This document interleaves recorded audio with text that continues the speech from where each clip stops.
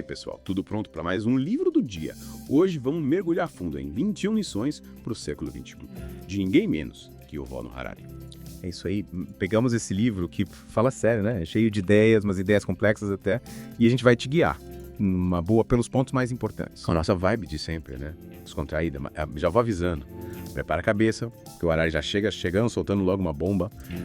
A humanidade inteira tá meio que, sei lá, perdida nesse século XXI. Parece que a gente tá, num momento de transição, sabe? Meio sem rumo. Aqueles ideais, aquelas grandes ideias que guiaram a gente no passado, sei lá, o liberalismo, o comunismo, estão perdendo a força, sabe? E a gente fica sem saber pra onde ir. Total. Parece que a gente saiu de um labirinto, gigante, e deu de cara com uma floresta, sei lá, densa, escura, sem mapa, sem bússola, sem nada. E aí, como é que a gente se acha? Por onde a gente começa? É exatamente isso. Imagina só. Guerra Fria acabou. Muro de Berlim caiu. Todo mundo achando, a democracia liberal venceu, acabou isso aí. Mas aí, pum, acontece, sei lá, 11 de setembro, a crise econômica de 2008, o Brexit.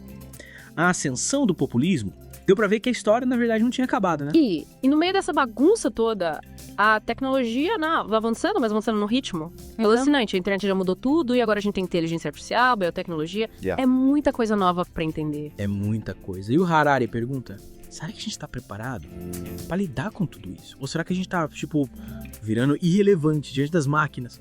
Deu até um arrepio quando ele falou dos algoritmos. É, verdade. Ele fala de como esses algoritmos podem, sei lá, nos manipular. De maneiras que a gente nem imagina. Você tá na internet, aí do nada, pum, parece a propaganda de uma coisa que você tava pensando. Sinistro, né? Mano, como ele sabe disso? Parece mágica. Mas o Harari explica que não é mágica, não, é tecnologia pura. E a gente precisa entender como funciona essa parada pra não virar fantoche. Exato, ele explica direitinho como os algoritmos usam nossos dados, tudo que a gente faz na internet pra saber, tudo da gente, mais do que a gente mesmo. E aí, com base nisso, eles ficam mandando informação. Informação que reforça o que a gente acha, nossas crenças. E a gente fica preso naquela bolha, né? Naquela bolha que a gente já conhece. Yeah. E aí fica difícil ter uma visão, sei lá, mais ampla do mundo, conversar com quem pensa diferente. Total. E o Harari fala que se a gente não se conhecer melhor que esses algoritmos, a gente perde o controle da nossa própria vida. A gente precisa assumir o volante, né, do nosso destino. Mas como? Como fazer isso num mundo, sei lá, cada vez mais complexo, cheio de informação pra todo lado? Aí que o Harari dá umas dicas, umas pistas. Ele fala da importância do autoconhecimento. Da gente se perguntar, por que eu tô fazendo isso? Quais são meus valores? O que eu quero de verdade? Ele também fala bastante do pensamento crítico, né? Da gente aprender a, sei lá, filtrar as informações, questionar tudo, buscar diferentes pontos de vista. E sabe o que mais? Ele defende que a gente precisa se reconectar com a gente mesmo, com o nosso corpo, com as nossas emoções. A gente fica tanto tempo no mundo virtual que acaba se desconectando da nossa própria natureza. Faz sentido. Ele fala que a gente precisa, desacelerar, prestar atenção na respiração, nos sentidos, reaprender a viver nesse mundo acelerado. E aí entra a meditação, né? O Harari é super a favor da meditação como uma ferramenta pra gente se conhecer melhor, acalmar a mente, lidar com as emoções. E não é só ele, cada vez mais a gente tá buscando a meditação pra ter mais paz interior, né? Sim. E o legal é que a meditação não é, uma coisa mística, sabe? Religiosa. É uma prática pra todo mundo. Falando pra todo mundo, queria te lembrar que você que tá curtindo essa imersão em 21 lições pro século XXI, também pode se inscrever no nosso canal do YouTube. Lá tem um monte de vídeo legal sobre livros, ideias e, claro, dicas de meditação. Isso aí. Te esperamos lá no canal. Mas agora, vamos voltar pro livro. A gente só deu uma olhadinha por cima, ainda tem muita coisa para explorar. Verdade. Tem muita coisa interessante pela frente. O Harari ainda vai falar sobre nacionalismo, religião, velocidade. Prepara o café e fica com a gente. E a gente volta para nossa imersão em 21 lições pro século XXI. Vocês já param para pensar, nas comunidades? No poder que elas têm. Sei lá, confesso que não penso nisso todo dia, não. Mas agora que você falou faz sentido, né? O que o Harari escreve ali no capítulo Comunidade, os humanos têm corpos. A gente evoluiu para viver junto, em tribo, né? Não sozinho. É isso aí. Em grupos pequenos, sabe? Onde todo mundo se conhece e se ajuda. Mas e hoje? Cadê essa estrutura? Ela se perdeu, foi se perdendo ao longo do tempo, né? Com a urbanização, a industrialização e agora com a internet. A gente tem, sei lá, milhares de amigos online, mas na vida real, às vezes bate uma solidão, né? Será que a gente desaprendeu a criar conexões de verdade? Essa é uma das questões que o Harari levanta. Ele fala que a gente precisa redescobrir, sabe, o valor do contato, do contato real, olho no olho, um abraço, coisas que a internet não substitui. É tipo, você até opta fazer terapia online, mas não é a mesma coisa que tá lá no consultório, né? Sentindo a energia do terapeuta, sei lá. Com certeza. E essa falta de contato real, impacta, né, na formação de comunidades mais fortes, mais engajadas. A gente precisa se encontrar mais, se conectar de verdade para construir alguma coisa junto. E aí as redes sociais, né, entram como um paradoxo, né? Elas podem tanto, sei lá, ajudar a conectar as pessoas, quanto isolar ainda mais. Total. Por um lado, você pode encontrar, sei lá, grupos, pessoas que curtem as mesmas coisas que você do outro lado do mundo. Mas, por outro lado, você corre o risco de ficar preso numa bolha, né? Vendo só o que você já concorda, o que confirma as suas crenças. E aí a gente volta naquele problema da manipulação, né? Os algoritmos mostrando só o que a gente quer ver e a gente perdendo a capacidade de ter uma visão crítica, de conversar com quem pensa diferente.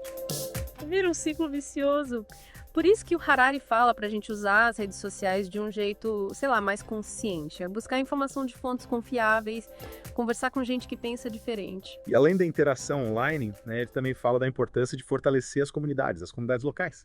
Se envolver com os vizinhos, participar de projetos na sua cidade, essas coisas. É isso aí. Ele dá o exemplo da Finlândia, que tem um senso de comunidade fortíssimo. E investe em políticas públicas que incentivam essa união. Inspirador, né? Inspirador. E, falando em inspiração, no capítulo Civilização, não existe cultura sem dor, o Harari leva a gente para uma reflexão profunda sobre a construção da cultura. Ele fala que toda cultura, por trás das coisas bonitas, das conquistas, tem também, uma base de sofrimento, de sacrifícios. É uma ideia que tira a gente da zona de conforto, né? Ele usa exemplos históricos, como a civilização europeia, que foi moldada por guerras, invasões, mas que também deu origem a grandes obras de arte, literatura. É como se a gente precisasse reconhecer a dor, a luta, como parte, sei lá, essencial, do processo criativo, da evolução da humanidade. E isso serve para nossa vida também, sabe? Não só para a história. O Ari fala pra gente olhar para nossa própria vida e entender como a dor que a gente sente nos transforma, nos faz crescer, dá sentido para nossa existência. É tipo aquele ditado, né? Que não te desafia, não te transforma. Mas a gente foge tanto da dor, né? Que acaba perdendo a oportunidade de aprender com ela. E aí a gente perde a chance de construir uma vida com mais compaixão, com mais empatia, com mais significado. A gente precisa acolher a dor, sabe? Entender o que ela tem para nos ensinar e seguir em frente. Com mais força, com mais sabedoria. Mas e quando a dor é causada por, sei lá, conflitos entre países? Ideologias que dividem as pessoas. No capítulo Nacionalismo, não confunda a nação com o Estado, nem com a religião, o Harari fala sobre isso. Um tema, aliás, super presente no mundo hoje, né? E ele já começa explicando a diferença, né, entre esses conceitos nação, Estado e religião. Ele mostra como essas ideias são manipuladas, né, para fins políticos, para criar um senso de identidade, de pertencimento. E essa manipulação, muitas vezes, se baseia em mitos, né? Em narrativas históricas distorcidas que alimentam o nacionalismo. A gente vê isso acontecendo em vários lugares do mundo. Total. Ele usa o exemplo da Rússia, que tem uma narrativa nacionalista muito forte, sabe?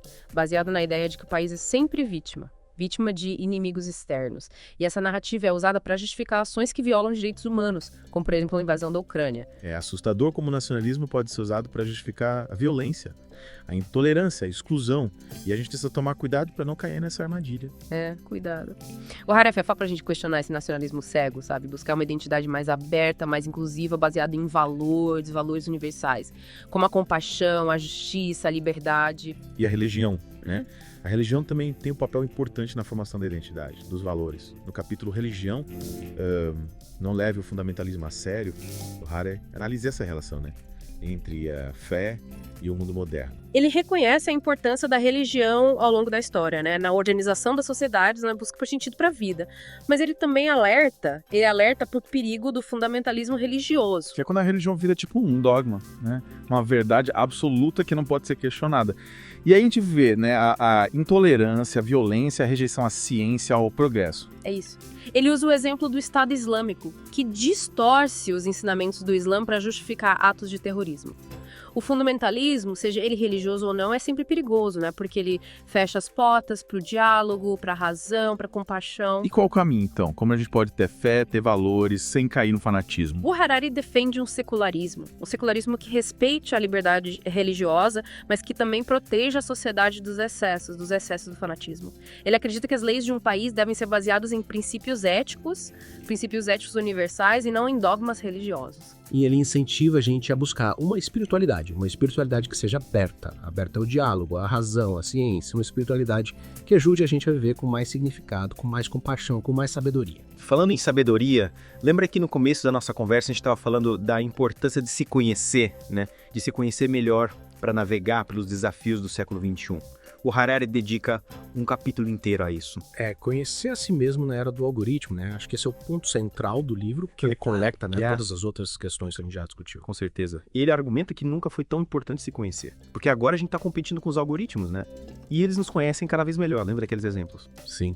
As propagandas que aparecem do nada na internet, as encarnações de filmes, de séries. Parece que eles sabem o que a gente quer antes da gente. Exato. E o Harari alerta a pacisto. Se a gente não se conhecer melhor do que esses algoritmos, a gente vai ser manipulado por eles. Vai perder o controle da nossa vida. É como se a gente estivesse entregando o volante do nosso destino para um algoritmo sem saber para onde vai nos levar. E o pior é que muitas vezes a gente nem percebe, né? A gente acha que tá fazendo escolhas livres, mas na verdade tá só seguindo o caminho que o algoritmo traçou pra gente. E o que o Harari sugere para a gente se conhecer melhor? Ele dá algum mapa para a gente sair desse labirinto digital? Ele dá várias dicas. Uma delas é prestar mais atenção na gente mesmo, sabe? Nos nossos pensamentos, sentimentos, comportamentos. E perguntar, por que eu tô fazendo isso? O que eu quero de verdade, né? Quais são os valores? É um processo de autoobservação, sabe? Constante. Parece simples, né? Mas no dia a dia, na correria, a gente esquece de fazer essas perguntas. A gente vive no piloto automático. E aí a gente perde a oportunidade de se conectar com a nossa essência, com a nossa intuição, com a nossa sabedoria interior. O Harari fala que a gente já tem todas as ferramentas dentro da gente para fazer escolhas mais conscientes, mais autênticas. E uma dessas ferramentas é a meditação, né? Ele fala bastante no livro. Sim. Ele fala da meditação como uma prática fundamental para a gente acalmar a mente e observar os nossos pensamentos e emoções sem julgamento. E assim ter mais clareza para tomar decisões. Mas a meditação não é a única ferramenta, né? Ele também fala pra gente experimentar coisas novas, sair da zona de conforto, se desafiar. Exatamente, porque quando a gente sai da zona de conforto, né, que a gente descobre quem a gente é de verdade, do que a gente é capaz. Ele conta, por exemplo, da experiência que ele teve num retiro de meditação 60 dias. 60 dias em silêncio total. Nossa, 60 dias em silêncio. Que experiência intensa, hein? Ele descreve como um momento transformador. Que ajudou ele a entender a própria mente, os seus limites, as suas potencialidades. E ele incentiva a gente a buscar as nossas próprias experiências transformadoras, seja através da meditação, da arte, da natureza, do contato com outras culturas. Cada um tem o seu caminho, né? O importante é se jogar nessa aventura do autoconhecimento. Exatamente. E o Harari convida a gente a trilhar esse caminho com coragem, com curiosidade, com compaixão. Compaixão por nós mesmos e pelos outros. Aliás, falando em compaixão. Você tá falando do último capítulo, né? Meditação. Apenas observe. Isso! Nele, o Harari fala da compaixão como uma chave pra gente lidar com os desafios do século XXI, sabe? Pra construir um mundo mais justo, mais pacífico, mais sustentável. E ele não fala só da compaixão pelos outros, né? Ele fala da autocompaixão também. Da gente se tratar com mais gentileza, com mais compreensão. Com certeza. A gente precisa aprender a se perdoar, a silenciar aquela voz crítica que fica na nossa cabeça, sabe? Julgando a gente o tempo todo, colocando a gente pra baixo. Só assim a gente consegue ter compaixão pelos outros. E como a gente coloca essa compaixão em prática no dia a dia? O Harari fala pra gente reconhecer a nossa humanidade compartilhada. Entender que todo mundo faz parte da mesma família, que todo mundo quer ser feliz, que todo mundo merece ser tratado com respeito, com dignidade. É como se a gente precisasse lembrar que por trás das diferenças, né, culturais, religiosas, políticas, existe uma essência humana que nos une. E a compaixão seria a ponte que nos conecta a essa essência. Exatamente. E no final do livro, o Harari deixa uma mensagem de esperança, sabe? Ele acredita que a gente é capaz de construir um futuro melhor, mesmo com todos os desafios que a gente enfrenta. É acreditar na força da transformação individual e coletiva. Sim. Ele diz que a gente tem dentro da gente a sabedoria, a compaixão, a criatividade necessárias para transformar o mundo. Mas para isso a gente precisa se conectar com essas qualidades, a gente precisa se conhecer melhor, a gente precisa despertar para nossa verdadeira natureza. E aí a gente volta à importância da meditação, do autoconhecimento, da compaixão. Parece que tudo se conecta, né? No final das contas. Com certeza. O livro do Harari é um convite para a gente olhar para dentro, se conectar com a nossa essência e, a partir daí, contribuir para construir um mundo melhor. E o Harari é bom nisso, né? Em conectar as coisas. Ele mostra que a gente precisa se conhecer melhor para não ser manipulado, né? Pelos algoritmos, para construir comunidades mais fortes, para lidar com a dor. para evitar os perigos do nacionalismo, do fundamentalismo, tanta coisa. É como se o autoconhecimento fosse, sei lá, a chave que abre todas as portas, sabe? E ele não deixa a gente na mão, não. Ele dá as ferramentas pra gente trilhar esse caminho. Como a meditação, por exemplo. E ele fala da meditação, né? Não só como um jeito de relaxar, mas como um caminho. Um caminho pra gente, tipo, se libertar do sofrimento, ter a mente mais tranquila, mais clara, tomar decisões melhores. É isso aí. Ele fala que a meditação ajuda, né? A gente observar nossos pensamentos, nossas emoções, sem ficar julgando, entender como a nossa mente funciona. E a partir daí, né, a gente pode começar a mudar os padrões de pensamento e de comportamento que estão, tipo, causando sofrimento, sabe? É como se a gente pudesse, sei lá, reprogramar a gente mesmo. Reprogramar nosso software interno. Mas para isso a gente precisa ter acesso ao código-fonte, né? E a meditação seria essa ferramenta. A ferramenta que permite hackear a nossa própria mente. Nossa, que analogia perfeita. E o Harari fala, né, pra gente experimentar, encontrar a técnica de meditação que funciona melhor pra gente, pro nosso jeito de ser, pro nosso estilo de vida. Ele até fala brincando que meditação não precisa ser, tipo, uma coisa chata, sabe? Rígida, pode ser até divertida. E ele fala também da importância de ter um professor, né? Um guia, alguém para acompanhar a gente nesse processo. Ele compara a meditação tipo com um esporte radical. Você pode até tentando aprender sozinho, né? Mas é muito mais seguro, mais eficaz ter um instrutor experiente do lado. É, faz sentido. E ele fala da comunidade também, da importância da gente se conectar com outras pessoas que também estão buscando se conhecer melhor, sabe? Buscando a paz interior. Ele diz que a gente se fortalece no caminho quando compartilha as experiências, as dificuldades, as vitórias. A jornada do autoconhecimento, né, pode ser bem desafiadora. Ter um grupo de apoio, um lugar seguro para a gente se abrir, se conectar, faz toda a diferença. Com certeza. E no final das contas, o que o Harari propõe é uma revolução.